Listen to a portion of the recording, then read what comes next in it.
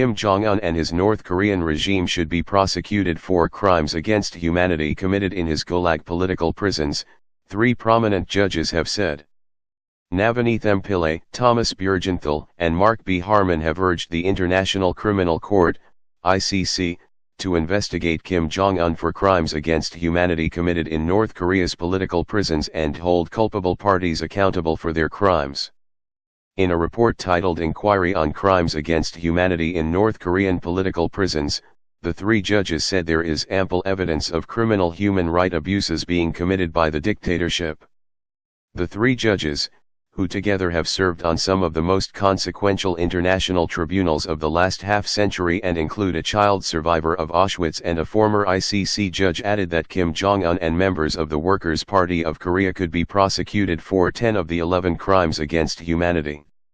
The 10 crimes include murder, extermination, enslavement, forcible transfer, imprisonment, torture, sexual violence, persecution, enforced disappearances and other inhumane acts. The report said, this inquiry concludes that there is ample evidence to support a finding that crimes against humanity have been, and continue to be, committed on a massive scale in political prisons of the Democratic People's Republic of Korea. Experts estimate these prisons currently incarcerate 80,000 to 130,000 prisoners, many of them the children, spouses, parents, and other family members of the imprisoned, pursuant to North Korea's long-standing policy of eliminating the seed of 3 generations of class enemies. The report, commissioned by the War Crimes Committee of the International Bar Association, IBA, uses testimony from defectors and experts on the camps and cites evidence of systematic murder, including infanticide and torture, persecution of Christians, rape, forced abortions, starvation, and overwork leading to countless deaths. It said, since 1948, a succession of family leaders, Kim Il-sung, Kim Jong-il, and Kim Jong-un, have designed and perpetuated a brutal, totalitarian regime, a signature feature of which is a network of political prisons that has no parallel in the world today.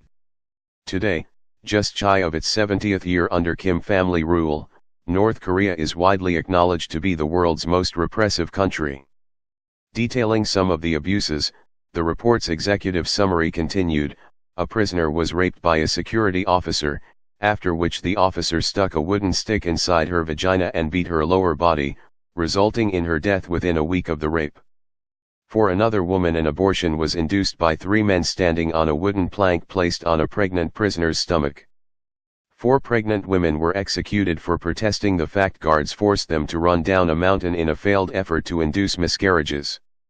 12 prisoners were shot and killed in the commotion that ensued after the execution of the 4 pregnant women referenced immediately above.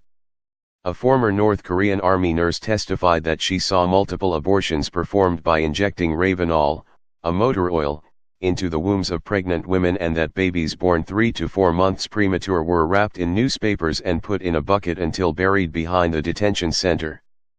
Public executions by firing squads or other means are common, especially for prisoners caught attempting to escape.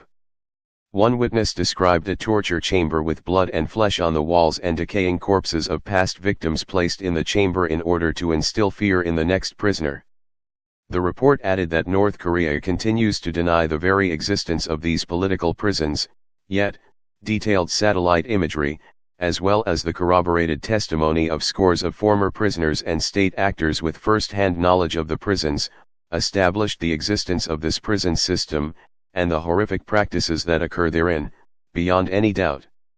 The report comes as the United Nations Human Rights Chief blasted the rogue state's abuses at a council meeting on Monday.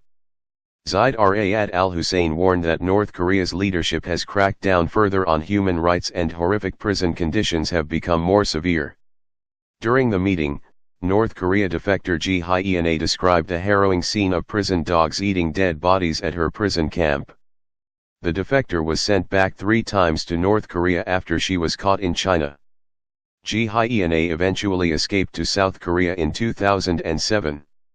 She added North Korea was a terrifying prison and the Kims are carrying out a vast massacre and it takes a miracle to survive there. North Korea hit back and described the meeting as a desperate act of the hostile forces which lost the political and military confrontation with the DPRK that has openly risen to the position of nuclear weapon state. Its spokesman also claimed that human rights problems in the country were non-existent. Another defector who escaped across the border with South Korea was shot 5 times by his fellow North Korean soldiers as he made his dash for freedom. Oh Chong-song was airlifted to a South Korean hospital where a surgeon found 10-inch parasites in the defector's intestines. The surgeon, Lee Cook-jong, said, "Everything was stained with blood, but the parasite was basically a really white color and this thick, big, long, and very, very hard, this kind of thing was getting out from his bowel system." Parasites of this kind are usually transmitted through contact with fecal matter or unwashed hands. They are usually symptomatic of poor sanitary conditions.